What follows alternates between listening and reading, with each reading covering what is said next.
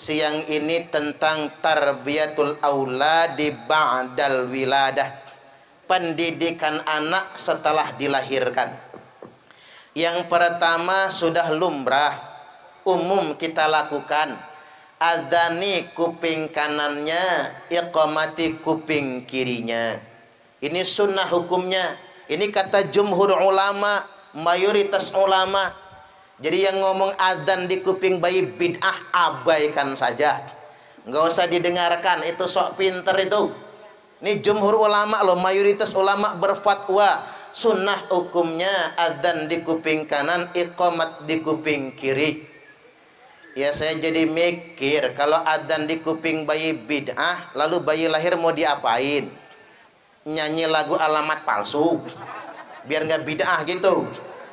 Iya, nanti anaknya gede nggak dapat kebenaran karena alamatnya palsu terus. Kita ini alamat sudah pasti saja masih ada yang salah, betul? Saya kelewat sampai Jatimulyo tadi. Alamat sudah pasti, apalagi alamatnya palsu. Makanya sunnah hukumnya Nabi sallallahu alaihi wasallam bersabda, man wulida lahu mauludun fa'adzana fi udunihil yumna wa aqama fi udunihil yusra lam tadurruhu ummus sibyan.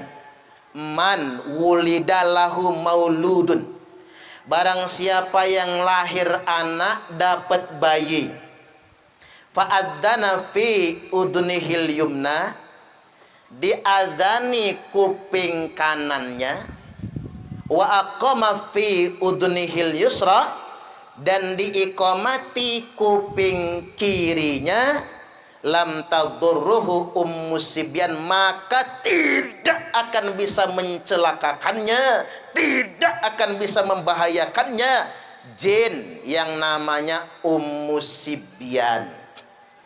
Arti harfiahnya emak bayi-bayi, bahasa Arabnya ummus sibyan, bahasa Jawanya kuntilanak. Ini kalau kuntilanaknya sudah beranak namanya Mak Kunti, tapi kalau masih gadis namanya Mbak Kunti. Jadi kuntilanak itu ada, Bapak Ibu. Itu bukan mitos, bukan khayal, bukan takhayul. Tapi kuntilanak itu benar ada, bahasa Arabnya jin ummus sibyan. Jadi kalau ada orang hamil diganggu kuntilanak, ada bayi lahir diganggu kuntilanak, nah makanya kita adani di kuping kanan si bayi, kita iqamati, maka tidak bisa mengganggunya jin yang namanya ummus sibyan. Makanya anak-anak mesti rajin diadani biar enggak diganggu jin. Makanya kalau kita adzan, maka jin akan lari terkentut-kentut. Jenengan pernah dengar kentut jin?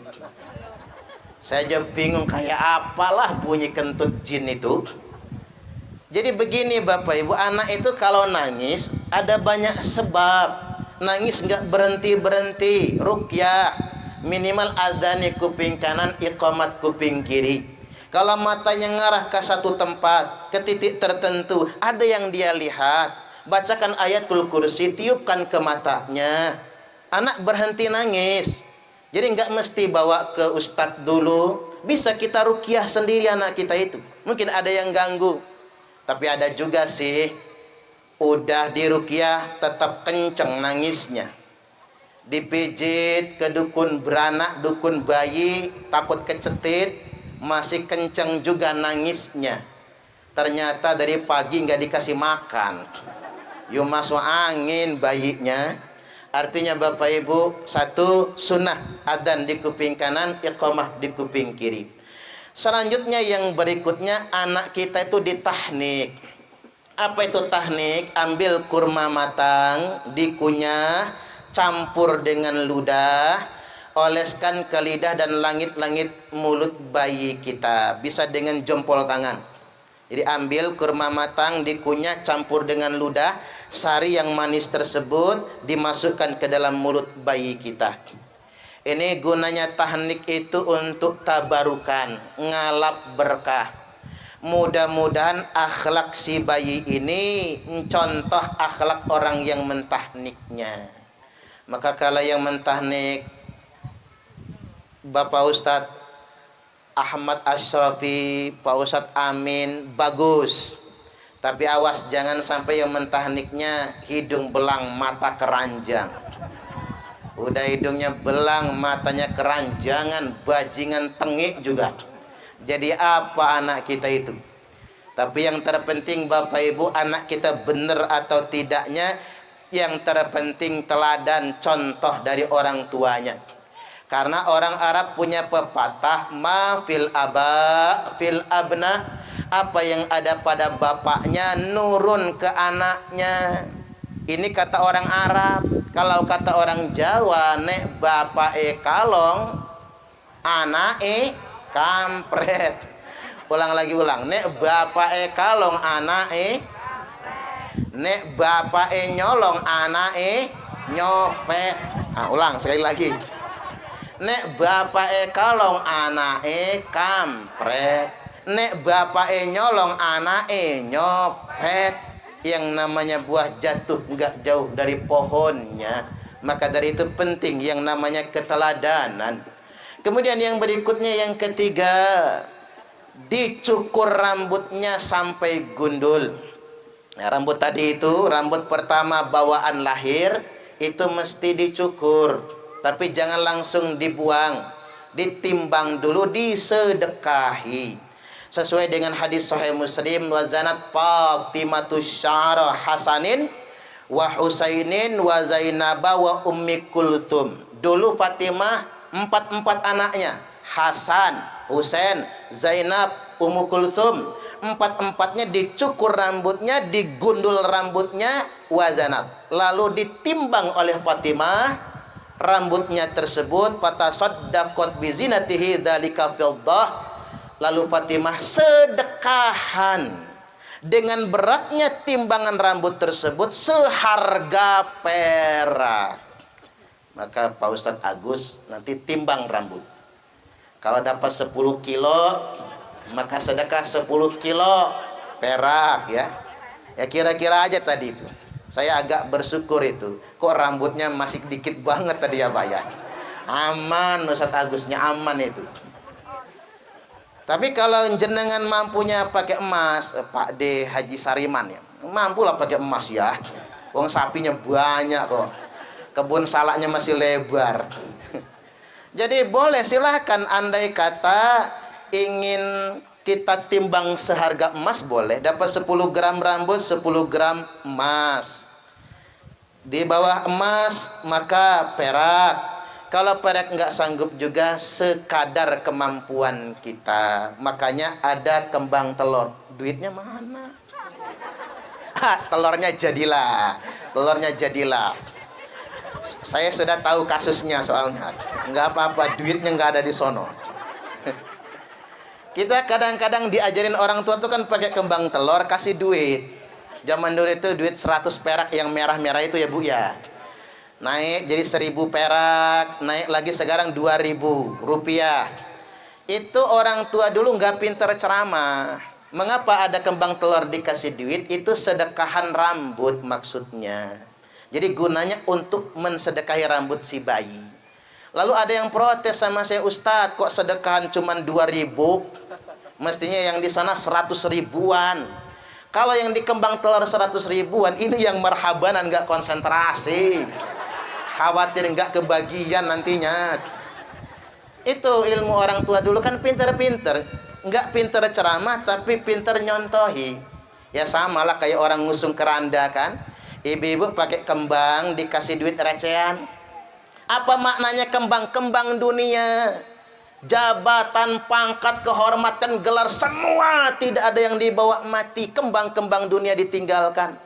Termasuk harta kekayaan. Makanya simbolnya uang recehan. Protes lagi, coba uangnya cepean. Yang merah sama yang 50 ribuan. Itu kalau duitnya 100 ribu Pak, yang ngusung keranda rebutan. Itu jenazahnya terlempar ke siring itu. Percayalah sama saya. Artinya itu manfaatnya digundul rambut. Ingat jangan lupa rambut anak harus dicukur habis. Rambut bawaan lahir lalu ditimbang dan kemudian disedekahi. Yang berikutnya kita diperintahkan untuk memberikan nama terbaik buat anak-anak kita.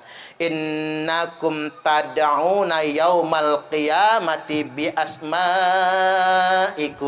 wa asma'i abaikum fa ahsinu asma'akum. Sesungguhnya kalian semua akan dipanggil pada hari kiamat nanti dengan nama-nama kalian dan dengan nama bapak kalian, maka perbaguslah nama kalian semua. Nama paling bagus itu Abdullah, Abdurrahman, Muhammad, termasuk Ibrahim. Nama-nama para nabi. Boleh juga nama malaikat Jibril, boleh. Yang enggak boleh Israil. Itu menyeramkan soalnya. Khawatir orang jadi takut. Nama malaikat, nama para nabi, nama orang solih. Yang penting nama itu bagus. Jangan sampai kayak orang tua zaman dahulu. Waktu lahiran ada pohon patah, bunyinya krek, nama anaknya krek. Ngasih nama sembarangan. Baguslah cara orang Jawa itu mempertimbangkan weton ya Pak. Bagus dikasih wetonnya, dikasih momentum. Kayak saya nih, lahir bulan Sapar dikasih nama Suparman. Lahir bulan Suro Asmane Suratman. Lahir dina pon asmane Poniman. Nek paing Paiman. Nek legi Legiman. Ya masih mending lah, itu artinya masih bagus. Atau kasih nama anak kita tokoh-tokoh ikon yang bagus. Misalnya jenengan punya anak namanya Joko Widodo, bagus. Nama presiden. Punya anak namanya SBY, bagus. Nama presiden. Ini nama anaknya Trio Macan. Ya jangan ikon yang jelek soalnya. Berikan nama yang terbaik karena nama merupakan bagian dari doa. Kemudian yang berikutnya disunahkan juga mengakikohi. Al-aqiqatu sunnatum muakkadatul lil qadiri 'alaiha min auliya'il maulud. Akikah itu hukumnya sunnah muakkad. Sunnah yang sangat ditekankan bagi yang mampu menjalankannya dari wali-wali anak yang bersangkutan. Makanya akikoh nggak wajib ya Bapak Ibu. Jenengan kalau nggak sanggup akikoh, gugur sunnah muakkadnya, nggak apa-apa. Kapan gugur sunnah muakkadnya? Sampai anak balik. Makanya ancang-ancang nih dari anak lahir, belum sugih, belum kebeli kambing. Tapi ingat, ngutang boleh akikah itu. Ngutang boleh, ngutang sama belantik kambingnya. Tapi membayar, awas lu. Kalau nggak membayar dosa nantinya tuh. Balon aja tahu setuju sama saya dia. Jadi balik lagi bahwasanya akikoh itu sampai anak balik menurut madzhab Syafi'i. Kalau nggak mampu 2 kambing untuk 1 anak lanang, boleh 1 kambing nggak apa-apa, nggak terhutang. Kalau nggak mampu kambing, sahabat dulu nyembelih burung. Ya bukan burung bapak-bapak. Nyembelih burung mungkin bahasa kitanya ayam lah. Masa burung kacer atau burung pipit ya. Diemplok sekali mah, sekali telan selesai itu. Ayam. Bahkan sahabat Bapak Ibu enggak sanggup nyembelih ayam, nyembelih telur. Telurnya dibelah. Makanya orang Jawa pintar, anak lahir among-among. Bikin nasi urap, tempe bacem, tahu bacem, telur sebelah. Orang Lampung suuzon, kata orang Lampung, orang Jawa mah pelit. Telur cuman sebelah, itu mah bukan pelit, nyembelih telur. Itu sudah bisa menggugurkan sunnah muakkad. Bagi yang tidak mampu jangan dipaksa. Baik, yang berikutnya, nah, masih ada waktu. Pokoknya ceramahnya 30 menit pokoknya, nggak boleh lama-lama. Oh lama aja ya, subhanallah. Baik, yang berikutnya yang terpenting yang hendak saya sampaikan pada kesempatan kali ini, ada 3 pendidikan pokok yang harus kita tanamkan buat anak kita yang baru dilahirkan sampai dia besar, sampai dia disapih dari pengasuhan orang tuanya. Apa 3 pendidikan pokok itu? 1, pendidikan akidah. Nabi bersabda, iftahu ana sibyanikum awwala kalimatil la ilaha illallah. Jadi bab pertama, kalimat nomor 1 yang diajarkan buat anak kita bukan A, B, C, D. Bukan 1, 2, 3, 4. Bukan 1, 2, 3, 4. Bukan warna-warna, bukan jenis planet. Yang pertama kali diajarkan buat anak kita adalah la ilaha illallah. Makanya tim hadroh tadi menyampaikan miftahul jannah itu adalah la ilaha illallah. Kuncinya surga itu adalah la ilaha illallah. Maka buat Bapak Ibu, kewajiban pertama yang kita ajarkan buat anak kita adalah kalimat la ilaha illallah. Mulai diazani di kupingnya, rajin ditalkinkan kalimat la ilaha illallah. Man rabba saghiran hatta yaqula la ilaha illallah lam yuhasibullah. Barang siapa yang mengajari bayinya, anak kecilnya, balitanya, sampai si bayi, si balita bisa mengucapkan kalimat la ilaha illallah, lam yuhasibullah, maka orang tua yang ngajarin itu tidak akan dihisab oleh Allah alias langsung masuk surga. Allahumma amin. Penting juga Bapak Ibu pendidikan tauhid ini agar anak kita tidak takut kepada apapun, tidak takut kepada siapapun kecuali cuman takut pada Allah. Karena jujur, zaman sekarang banyak orang yang nggak takut lagi sama Allah. Ibu-ibu lebih takut melarat daripada takut dengan Allah. Nggih. Kadang-kadang mikirin yang nggak mungkin, mikirnya kejauhan, nangis, Ustadz. Ngapa Bu? Alangkah susahnya hidup. Makan susah, sekolah mahal, tetangga bayar kuliah 7 juta 1 semester. Emang anak ibu sudah ada yang kuliah? Belum, masih PAUD sekarang. Tangeh, mengkhawatirkan yang belum terjadi. Mohon maaf PNS Pak, lebih takut pensiun daripada takut dengan Allah. Pejabat lebih takut dengan KPK daripada takut dengan Allah. Ahli maksiat lebih takut dengan Pak Polisi daripada takut dengan Allah.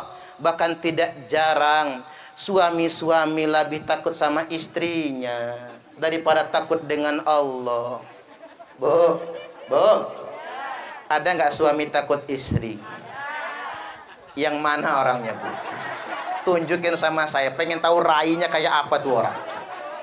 Tampang sih boleh, rambutnya cepak, jidatnya aja jenong, alis matanya tebal, lubang hidungnya mekar, bibirnya doer, giginya gede-gede, badannya kedot, dipelototin, bininya langsung mengkeret. Itu namanya suami takut istri, ikatan suami takut istri. Tapi jenengan jujur ya Bu, kalau suaminya takut istri, jenengan bangga nggak Bu? Bangga Bu? Bangga Bu? Oh enggak, awas loh Bu. Kan ada istilah orang Jaseng itu apa Pak? Ngeloloh.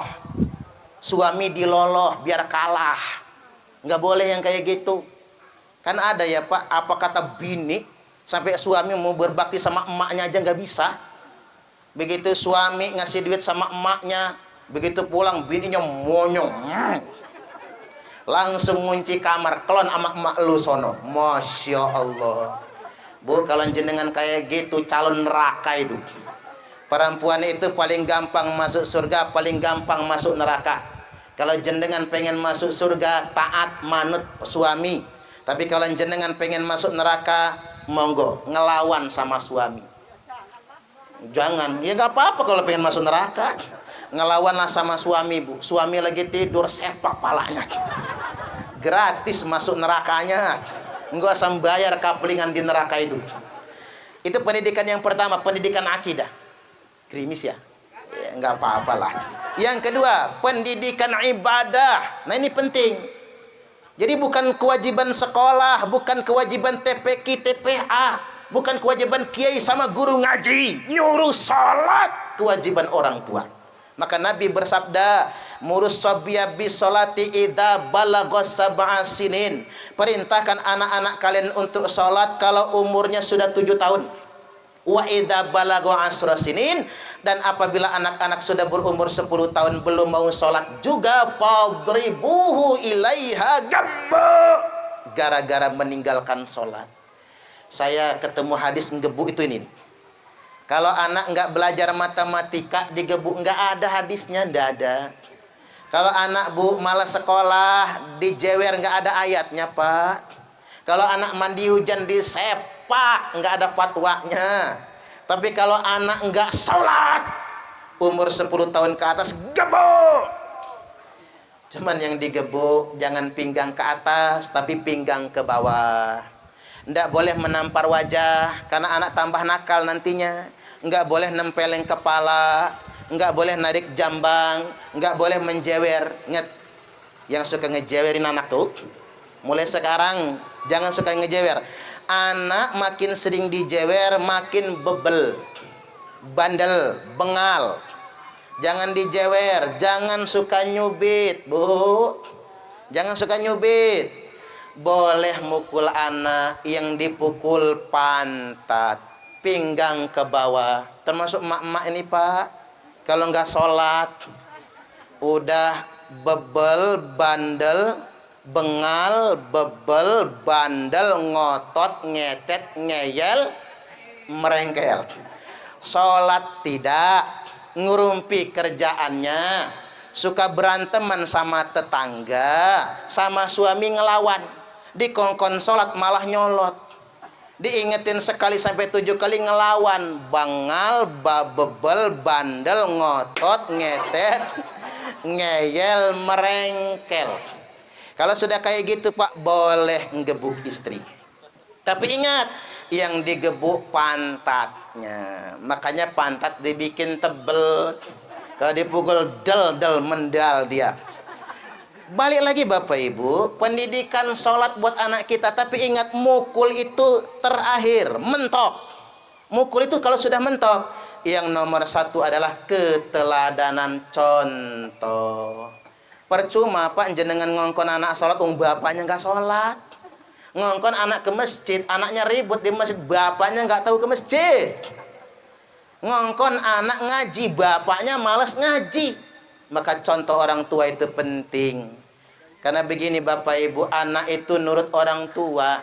Jangan sampai orang tuanya sholat zuhur mepet asar, asari numbur maghrib, maghribnya mentok, isaknya ketiduran, subuhnya kesiangan. Ada bapak-bapak sholat subuh niatnya kayak gini, usalli fardhos subhi rakaataini mustaqbilal qiblati, kodoan lillahi ta'ala.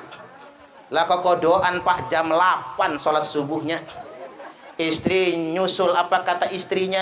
Usalli fardhos subhi rakaataini mustaqbilal qiblati, kesiangan lan kawanan lillahi ta'ala.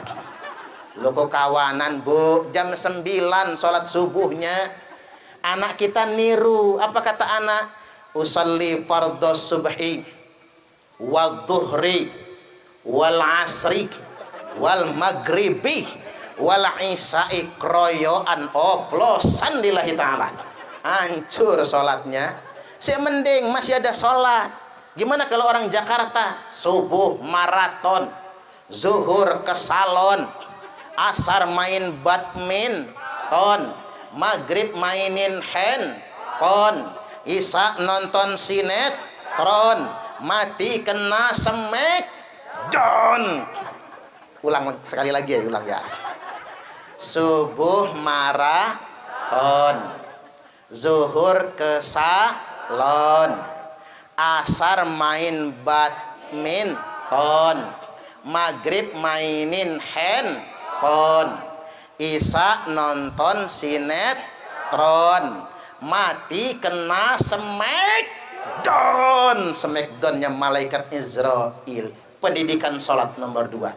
Nah yang ketiga, yang terakhir, pendidikan akhlak moralitas. Wa'awiduhumul khair. Cara ngedidik akhlak itu begini Bapak Ibu. Biasakan anak kita dengan hal-hal yang baik. Contoh makan tangan kanan, itu kebiasaan.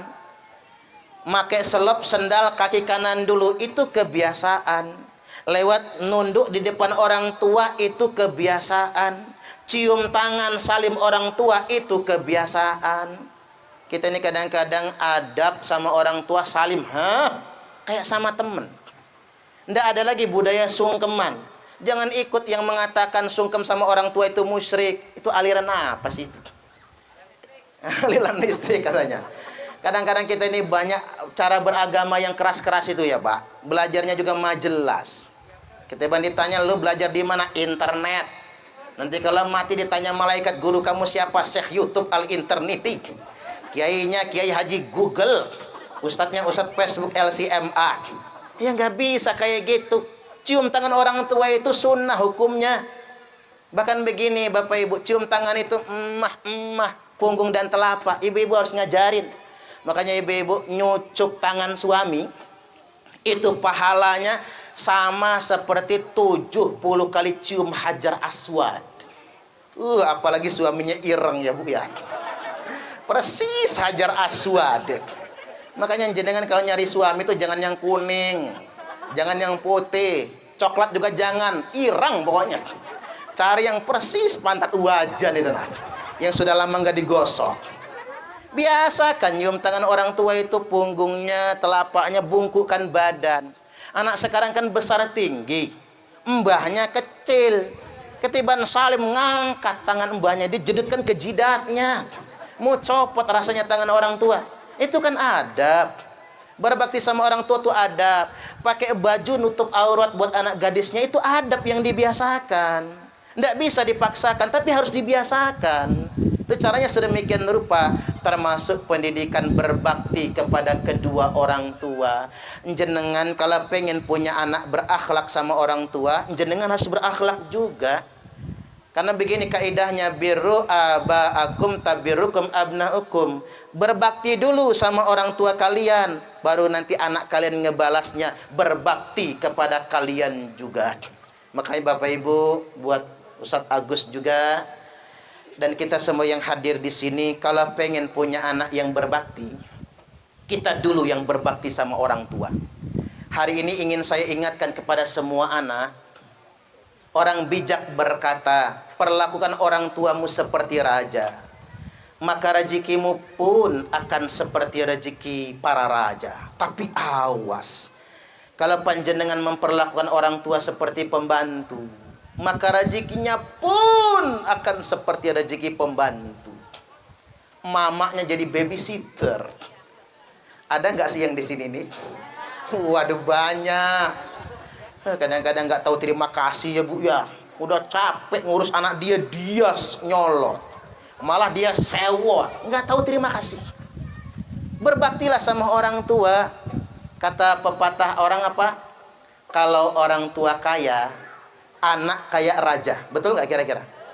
Tapi sebaliknya, kalau anak yang kaya, bapak ibunya dari kampung, orang tua kayak pembantu. Pak daripada nyuruh tukang kebon tuh ngoret di belakang. Daripada nyuruh babysitter bayarnya mahal, mae saja. Mbah putrinya yang ngasuh anaknya. Masya Allah. Mana saya mau tahu anaknya ada nggak di sini sih? Nyebelin banget tuh anak Bapak Ibu. Boro-boro ngasih sama orang tua, bayar babysitter 2 juta sebulan. Hayo loh. Kalau mau dibayar bagaimana? Ini mah nggak dibayar, malah masih melorotin orang tua. Malah nanya harta warisan.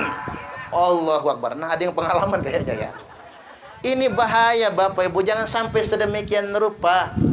Wa antalidal amata rabbataha. Nanti banyak sekali budak-budak yang melahirkan tuannya.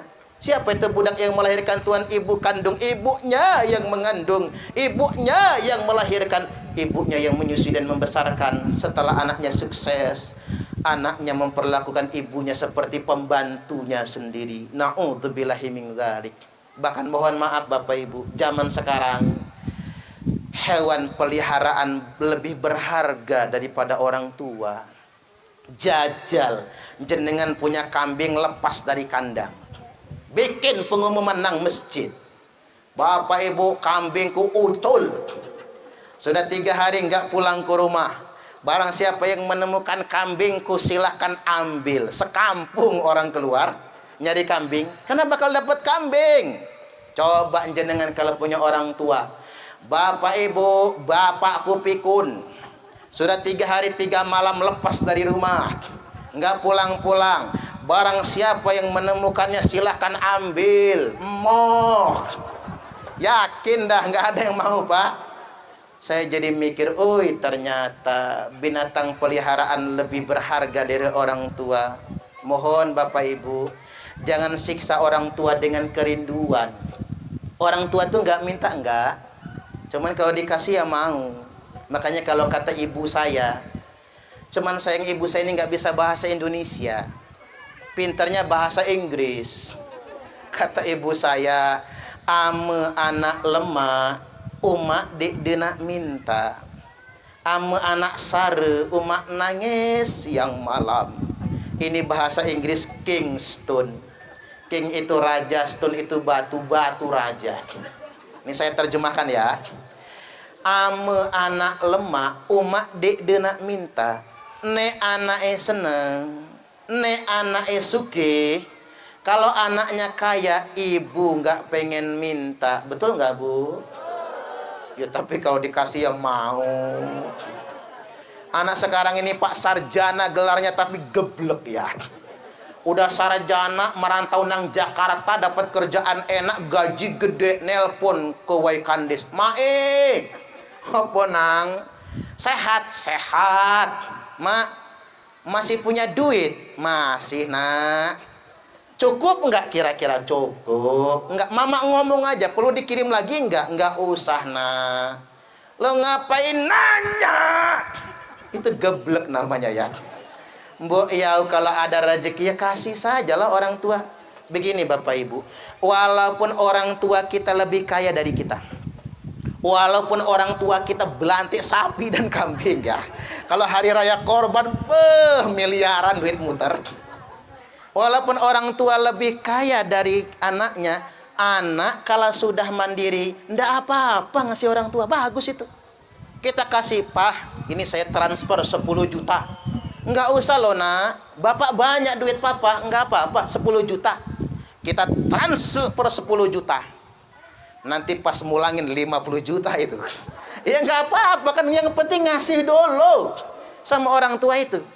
Tunjukkan bakti kita. Sebaliknya kata ibu saya, ame anak sare, umak nangis siang malam.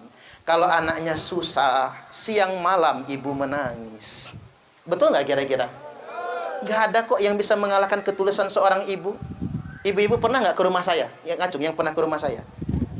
Oh, hanya Bu Haji Astuti ya. Yang jenengan sudah pernah ke rumah. Dulu dari kontrakan ya Bu ya. Kontrakan saya di Pulau Damar. Kalau hujan banjir, banjirnya bukan dari atas, dari dalam, kayak mata air. Banjir ngontraknya Bapak Ibu ancur-ancuran. Saya 3 kali diusir dari kontrakan. Kadang-kadang nggak punya beras. Kakak nelpon dari kampung, umak mau ke Bandar Lampung, tolong dijemput di Raja Basa. Woi, sibuk nyari utangan. Ngutang beras, ngutang selawe kilo. Saya ngomong sama yang punya toko, ini beras kalau nggak kemakan tak pulangin. Kalau nggak kebayar. Tapi kalau kebayar tak bayar. Ini buat nipu emak saya, biar kelihatan sugih anaknya. Begitu umak masuk ke rumah kontrakan, dia ngeliat beras selawe kilo. Sengaja tak pamerin deh Bu, biar dia nggak tahu kalau anaknya susah, kan begitu. Padahal yang kita masak bukan yang dalam karung, yang disimpan 1 kilo 2 kilo. Berdoa mudah-mudahan nggak lama, mudah-mudahan nggak lama. Ya karena ngapa, takut ketahuan melaratnya, takut dia sedih. Ternyata emak ngerti Bu ya. Cuman 2 hari lalu dia pulang, beras yang selawe kilo pulangin lagi ke toko. Nggak sanggup membayarnya. Begitu pindah ke rumah saya yang di Durian, Bu Haja Astuti juga pernah ke sana. Umak masuk rumah, Pak, langsung sujud syukur, nangis sejadi-jadinya. Mak, ngapa nangis? Kata umak, nak, dulu 3 kali kamu diusir dari kontrakan. Lo tahu dia? Padahal nggak pernah saya cerita loh. Saya nggak pernah cerita. Kata umak, walaupun kamu nggak pernah cerita, umak tahu segalanya. Kamu minjem beras selawe kilo kan. Kamu pulangin lagi ke toko. Nah, siapalah yang ngebocorin ini ya Bu ya? Cuman umak nggak bisa ngebantu, umak juga susah. Cuman umak berdoa. Syukur alhamdulillah dimudahkan oleh Allah Subhanahu wa taala. Makanya tidak ada yang bisa mengalahkan ketulusan orang tua. Makanya ibu-ibu jangan mencemburui mertua ya Bu. Buat bapak-bapak juga, jenengan ngambil istrinya udah ketemu cantiknya, udah ketemu gedenya. Kalau istri ingin berbakti sama orang tuanya jangan dimarah. Karena bukan kita yang melahirkannya. Setulus-tulusnya suami, Bu, nggak ada yang mengalahkan ketulusan. Tidak ada yang setulus ibu kandung, nggak ada. Buktikan jenengan suami nih bapak-bapak, kalau belum nikah Bu, wayahi ngelamar, pendekatan, PDKT, gayanya itu pujiannya setinggi jedut langit, ngelamarnya sampai bersimpuh, minta diterima cintanya. Begitu sudah nikah, istri minta kerokin malah kena marah. Itu bapak-bapak nggak bisa mengalahkan ketulusan orang tua. Termasuk ngapura Pak, ibu-ibu nggak bisa mengalahkan ketulusan ibu kandung. Istri nggak bisa mengalahkan ketulusan ibu. Jajal jenengan sakit meriang parah, stroke, bengek. Maaf nggih, udah stroke, bengek, prostat, bocor kelet, asam urat, rematik, mulut pengot, berak, kencing di kasur, cerewet. Istri telat ngambil anduk marah, istri telat bikin teh marah, istri sambil ngaduk teh ngebatin dia. Kapan matinya orang satu ini? Percayalah sama saya Pak, nggak ada yang mengalahkan ketulusan ibu kandung, nggak ada. Hatta istri sekalipun. Maka dari itu yuk kita berbakti kepada kedua orang tua. Ridallah fi ridal walidain. Ridha Allah ada pada ridha kedua orang tua. Demikian dari saya, tidak berpanjang lebar, mudah-mudahan ini semua bermanfaat. Kalau ada sumur di ladang, bolehlah kita numpang mandi. Kalau ceramahnya masih kurang, yang ngundang lagi. Pan gampang ya. Baik, sekarang kita doa ya Ustaz ya. Ya, dong. Kurang lama. Ya,